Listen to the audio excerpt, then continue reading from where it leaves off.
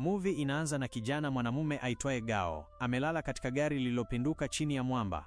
Jing, msichana wa kijiji asili, anatazama gari hilo kutoka mbali. Baada ya muda mfupi, Gao anaamka na kutoka garini, akitetereka kwenye eneo lenye mawe ya mita chache kutoka mahali palipoharibika gari kabla ya Jing kumkaribia na kumpiga kichwa kwa jiwe. Picha inabadilika hadi saa 8 kabla ya ajali hiyo mbaya ya gari. Huko, Gao anawaona watu wawili wasio na uhakika katika gari wakimtazama kwa karibu kutoka mwisho wa barabara, na mara huona kwamba ni majambazi waliokodishwa.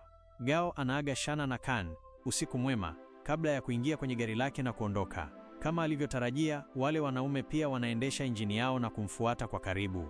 Gao anasukuma kasi na kukimbia na kusababisha uwindaji mkali wa gari unaosababisha ajali.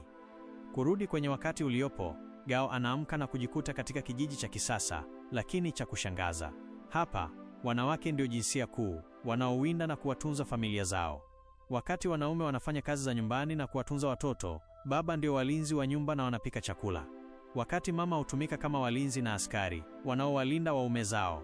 Kijiji hicho ni eneo la pekee lililokatwa kabisa na ulimwengu wa nje, kwamba hawana teknolojia, wala ujuzi wa bidhaa zozote za kisayansi.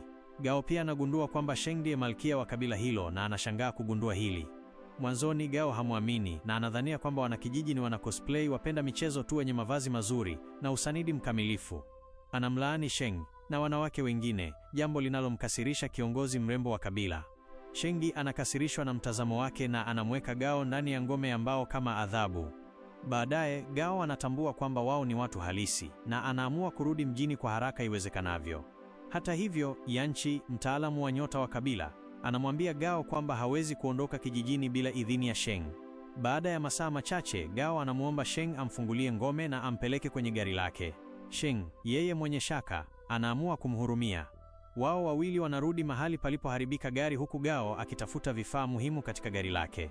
Gao anapata bati ya chuma kwenye buti na kuichezea kwa kuitikisa. Kwa makosa, anampiga Sheng kichwani helmet na kumfanya apoteze fahamu sakafuni. Gao anaona hii kama nafasi ya dhahabu ya kukimbia na anavaa mkoba huku akikimbia kwenye msitu wa karibu.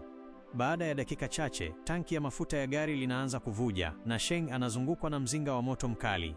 Wanakijiji wanaona moto na kukimbilia haraka mahali hapo huku wakiniminia ndoo za maji kuzima mle. Gao anasikia wanakijiji wakipiga kelele kutoka msituni na anajisikia hatia kwa kumwacha Sheng nyuma. Anakimbilia mahali hapo na kujimiminia ndoo ya maji kabla ya kuingia kwenye mzinga wa moto na kumchukua Sheng nje yake. Mara tu wanapoondoka, gari linapasuka na hao wawili wanaanguka kwenye bwawa la karibu kwa faraja ya wanakijiji.